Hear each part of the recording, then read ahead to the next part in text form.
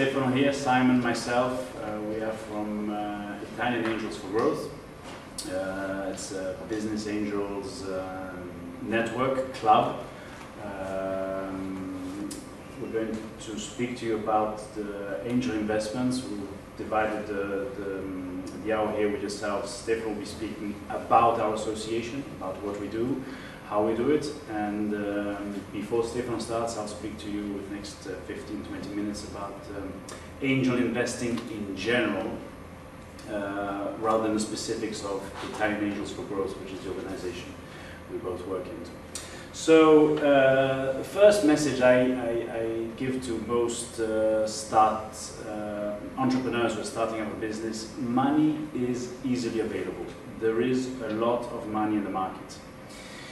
Everybody says the contrary, but the truth it is there. Banks don't give money, and many personal wealth is not being put in the banks anymore. So it's a bit of a vicious circle which has created itself on one side, but there's definitely a lot of money going into private equity, venture capital, business angel, or further down what we call the triple F, family and friends who invest in startups. So you need to know that there is money there. The problem maybe is how to go and get hold of this money. And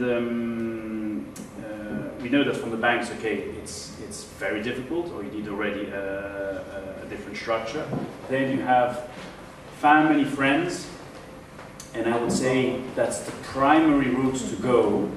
After that come the angels. When the company is going strong, then you've got the venture capital, then comes in private equity. Right at the bottom, another alternative, which is the best one for you guys who are starting up, is revenues. Because if you can make, I mean, it seems obvious, but sometimes it's easier done than one initially thinks. You can start to create revenues and grow without other people coming and taking control of part of your company. It's obviously much better. Before angels intervene, the most common is family and friends, and there's a big difference from when passing from family and friends and fools, the third F, in going to angel investors is, I'd say, the degree of professionalism. And a friend will do it just because he's a friend, and even if it goes wrong, well, I thought in your idea, I believed in it, and it's a risk I take, I don't mind. When you start getting to the angel investment world, no, it's an organization, it's a lucrative business, it's made to earn money, it's high risk for the angel investor. As such, the angel investor is looking for a remuneration which is maybe not proportionate to what you would think, and is definitely not proportionate to what family and friends would be giving to you. But also inside the angels, you have very professional groups, and I'd say totally unprofessional. Not unprofessional in the sense they're not good. Unprofessional in the sense they maybe don't have the structure, the processes in screening and in investment contracts setting up. So we like to believe that we're part of an organization which has a good structure, a good process, but if you are a startup, well, you maybe prefer somebody who has less structure, less process in the financing, because that money has less downsides, it has less side effects. So you need to factor all these items when you're approaching the angels. It remains a lottery. I've seen very bad plans getting finance, and I've seen very good plans getting no finance. So that's the lottery side. That the investors are professional or not professional is neither here nor there under this aspect. So the reason I'm saying this also is that don't stop at the first no. Because I say it's a lottery, but it's not that bad. It's not one chance in a million. I mean, we're talking maybe it's a chance in 10, it's 3 chances in 10. So a no means, it only means that that investor said no. Go and look for the next one, go and look for the one after. it's not such a big lottery.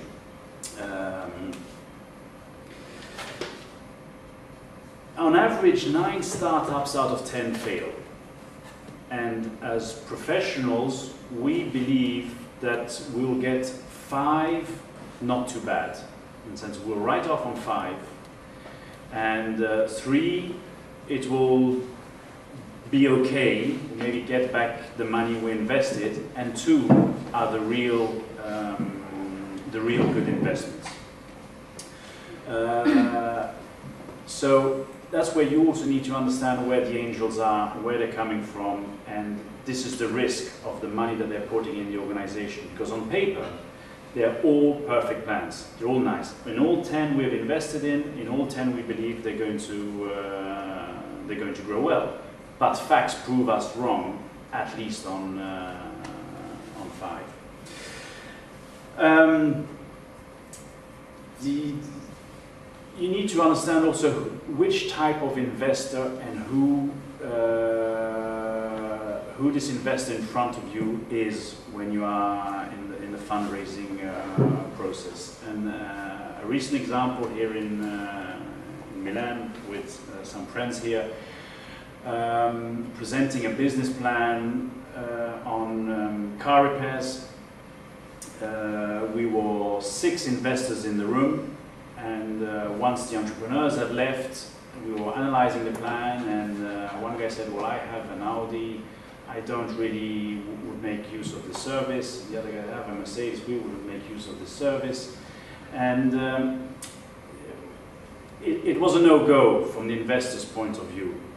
The reality, the investors, and I was part of that group, we were wrong. We were representing 2% of the market that these entrepreneurs had identified. So we were at the absolute opposite. Now, obviously, we were wrong on one side. On the other side, the entrepreneurs did not see where we were in the market.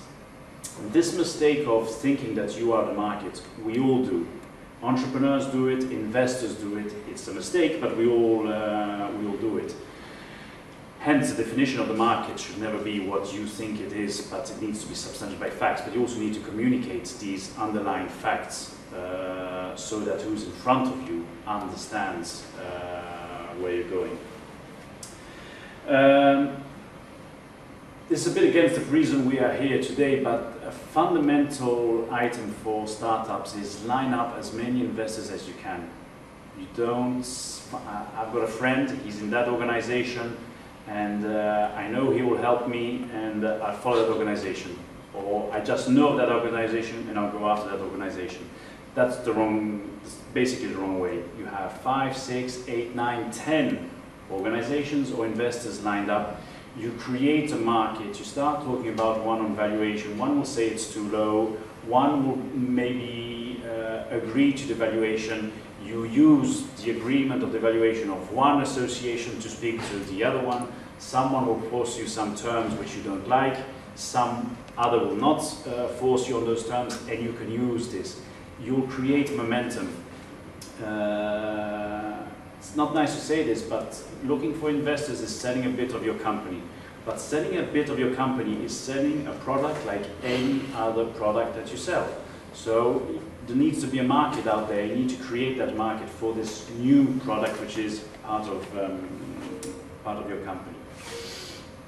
Last thing my message is today is what do we value in as investors in general? And number one is the team. The second is the business plan. Third comes the presentation.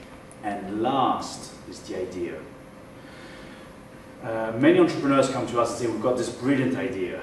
Actually, all entrepreneurs come to us and say, I've got a brilliant idea. And to be honest, probably some are, but the difference between what's going to make a good plan, a good investment, be it for the entrepreneurs themselves or us as investors, it's not the idea in itself. It's the team and its capacity of execution of this team. I then said the business plan as second, and there's hundreds of case histories of successful businesses that have come to the market, are worth millions or billions, and have not started with a business plan. The problem is we will never get to know the team, which we value, unless we have a business plan to analyze, to select amongst the 200 we receive every month, to then go and understand what is the team underlying behind this plan. So, and business plans need to be reasonably complete so that we can put trust into the team, who then is going to come and do a presentation, and ultimately will understand a bit more about the idea and invest. So I really like to remember those items. Team, and to give an example of an ideal team, it's a team of diversity. It's very difficult for us to invest in a one-man band. It happens, but it is difficult. And when we look at teams, we look at diversity. There's a guy specialized in IT, and another guy specialized in the commercial side, and another special guy in construction, whatever. Put together the different skills that that business needs is an ideal spot for them to easily find investments. So that's me done. Stefano, okay. Let you talk about our Thank you, society.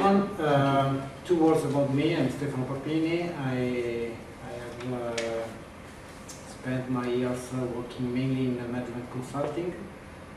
For 10 years in a big consulting company, and now on my own with other 2 partners we have a small boutique of management consulting here in Italy.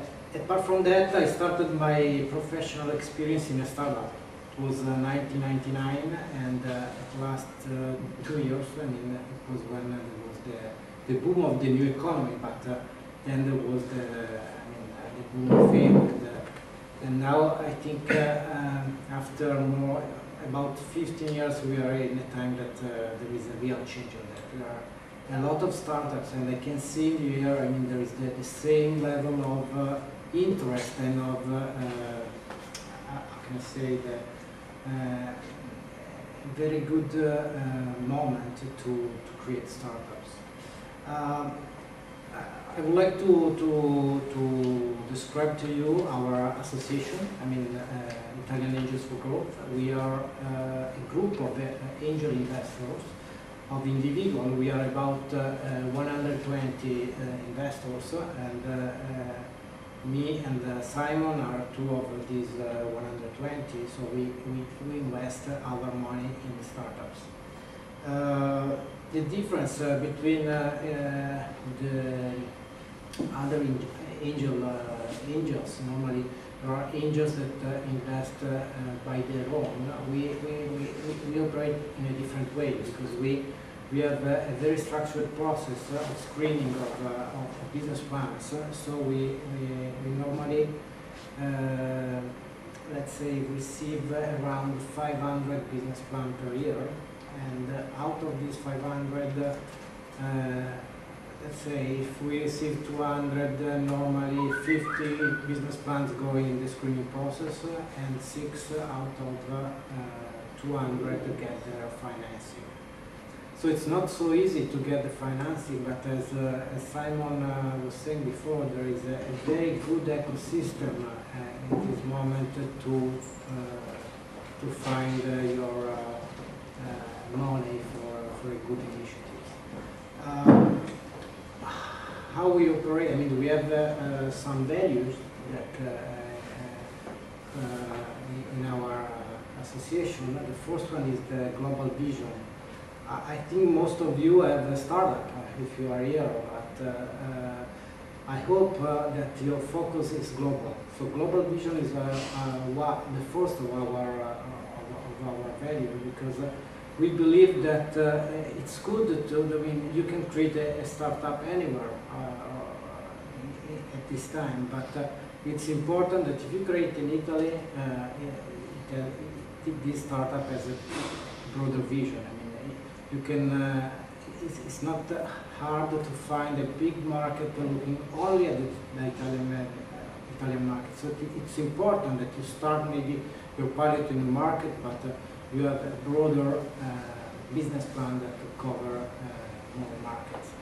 The second is profit. I mean, we don't invest for free. I mean, it's it's very hard to find to raise money, but our objective is to create value and to get benefits from this value. So when an angel or a venture capital invests in a company, it's not someone that wanted to substitute you, but he wants to help you to grow. And that's important because you have to keep in mind the fact that this investor doesn't want to stay in the company as in a lifestyle business where I found my business, I wanted to get money from this business, but the investor wants to exit in a time frame of about 3 to 5 years. I mean, normally, unfortunately, in Italy, this timing is more 5 to 7 years. But I mean, we are a young association. We've been founded in 2007. So, and the first investment, I mean, the real operation of the association, I would say it started around 2010. So yeah. Our portfolio has an average life, it's quite young. I mean, it's 2.5 years or so. We will do our balance in a couple of years, I would say.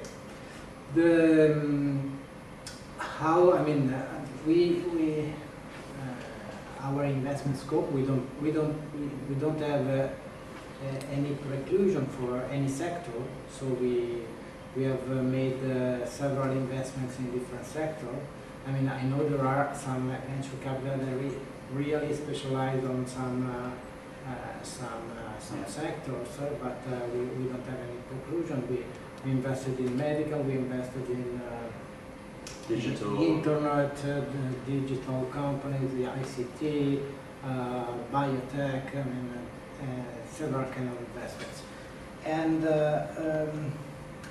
mean, our process is quite structured. We have made a lot of benchmarking trips around the world, in Silicon Valley, and also in many countries in Europe, in Israel, I think. Mm-hmm. Yeah. And so we have a very structured approach that aim to reach the second of our values, and that is the third of our values, that is sharing experience. The fact that we are 120 persons, it helps us to prevent from mistakes.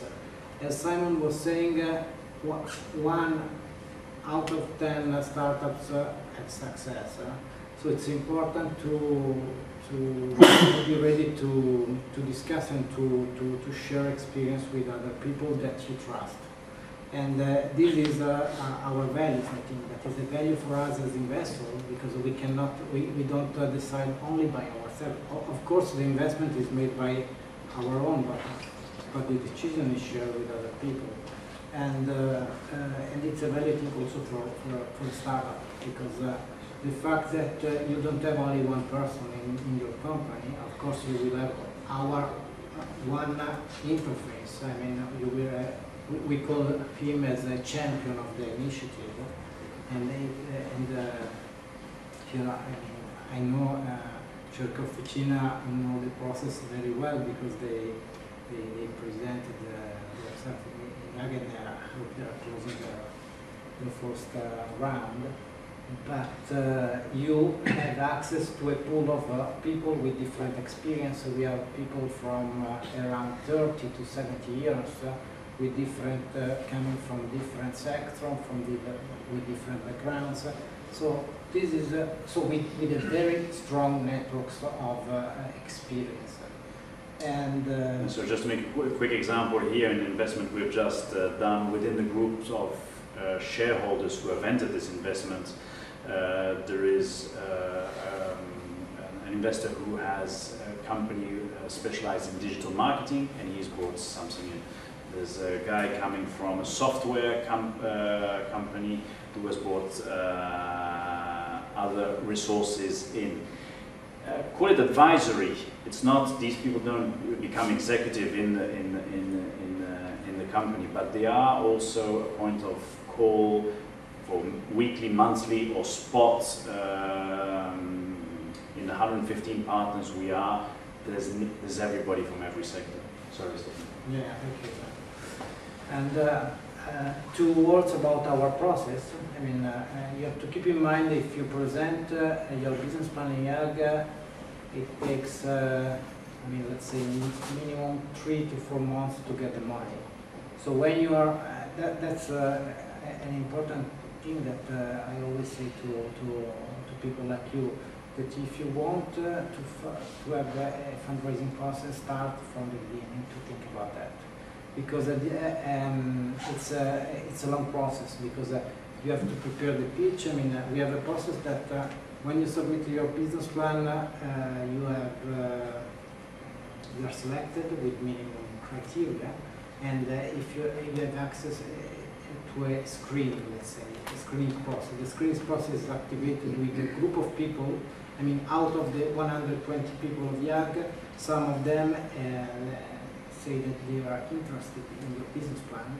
So normally it's created a pool of 5 to 10 people that start the screening process. And then you have a meeting with these people, with this group of people, that decide if you are ready to be among the let's say, the startups that will be considered for the presentation to the investors. So we have normally 4 meetings per year. In each of these meetings, we see 4 to 5 startups, and when you arrive at this moment, we have to create a pitch. You have 50 minutes to do your presentation, and then there are 15 minutes for question and answer, and that's finished. So it's important that you really impress in that 15 minutes. So because you are playing your card in that time, so it's important to prepare very well. And after that, it's not the end, because it starts a due diligence that if you raise the money at the end of this day of the day of the pitch, you already know how much the IAG intend to invest in your company, if any. If any. Let's say that you asked 200,000 euro, and that in that day you know that you have reached let's say 150 of a commitment from investors. So it starts a negotiation. So it's okay for you to go on. You want to, you need this 200, and there are also situations where we start a process, a search process for co-investors. So we have, some of our investment have been made with also venture capital. It's not very common, but it happens. We co-invest. It happens, and we co-invest with venture capital.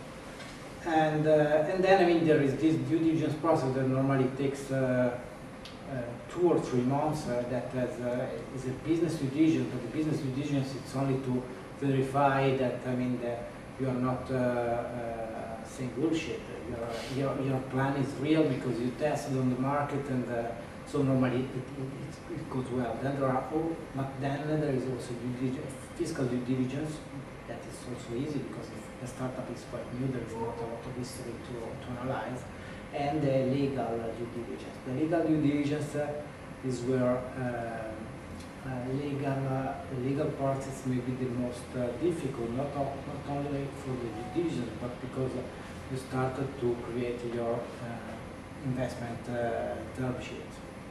And this is where mainly discussion and negotiation start with the investors, and this process it takes a little bit of time.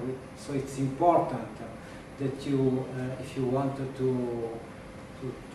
talk with a business angel or with the venture capital, you are prepared to do this type of negotiation, because there are many clauses that are normal in this kind of contract, but that if you are younger startup, maybe you don't know. And it's important that you know that there are some clauses that prevent the risk of the investor that are normally accepted by the market, but it's something on which you have to negotiate with the investor. Final, I mean, our portfolio, we have invested so far in, we made around 30 investments in 20 companies, and we invested around 10 million euro, and in co-investment it's around 20 million euros so far.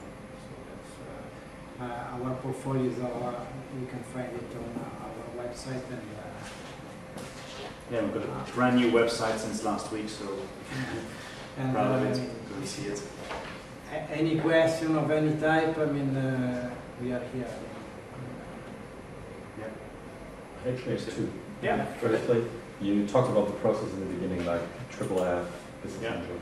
Where do you put crowd investment? Does it help you if the company already got some, or?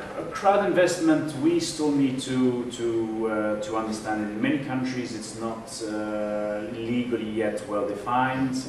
Can it be for equity, or is it for products? So that still needs to be. It's coming in between family and business angels, and depending on the size of your need from angels, it can make you skip the business angels. There are more and more concepts coming out of either angels and venture capitals which have crowdfunding built in. So you find those also on the internet quite easily. It's definitely growing. I see intervention from various states coming in soon, very hard, because I think too many people forget it's high risk, and you don't want to be in a situation where people put their savings in high risk.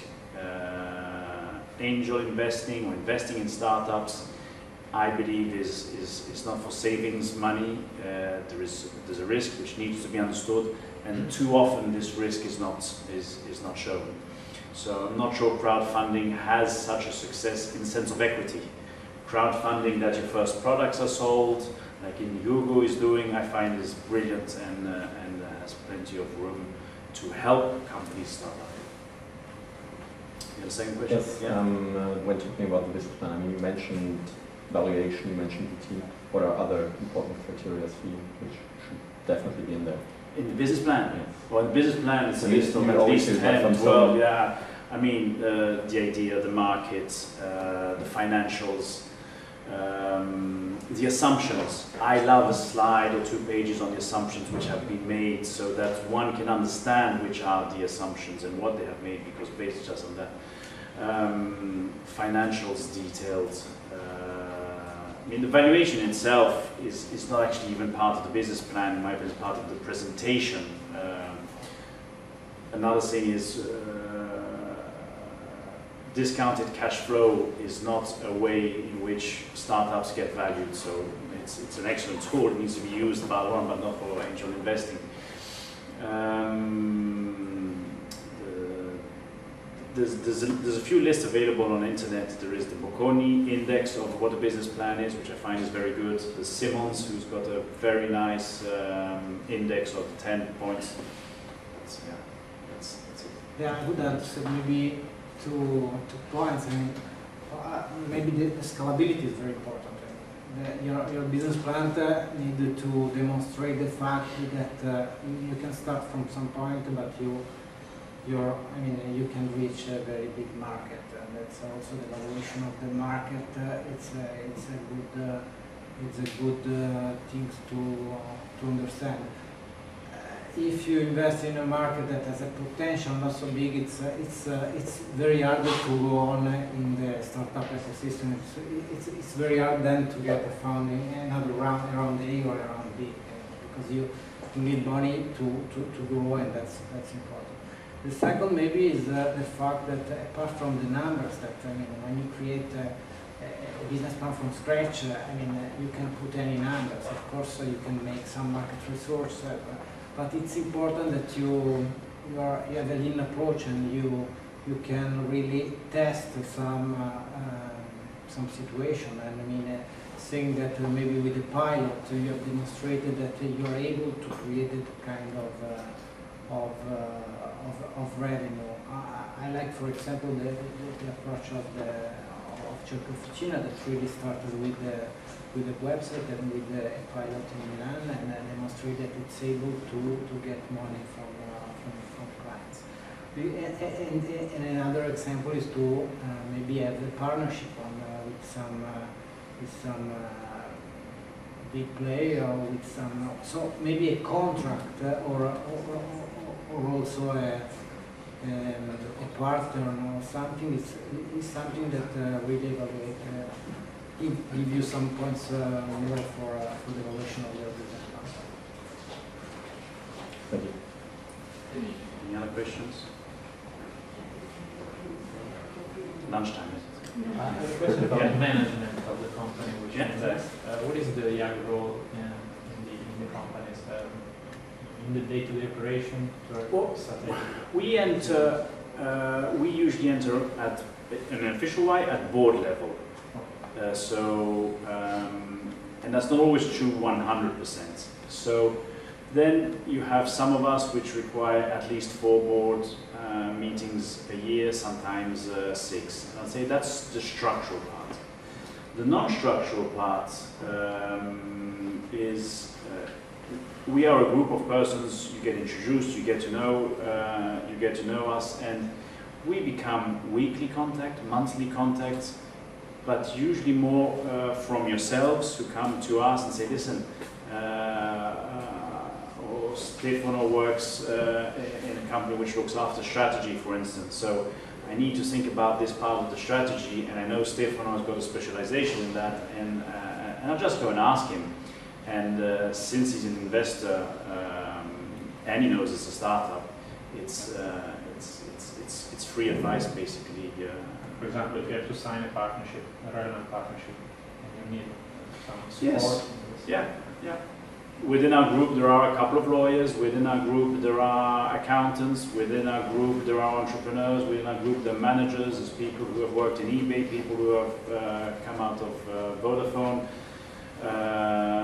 So this, and I'd say that's, and when you're looking at angels, when you're right down that road, that's something that you really need to leverage on 2 points. One, that you make sure that the angel investors who are coming to have resources to give outside of the money.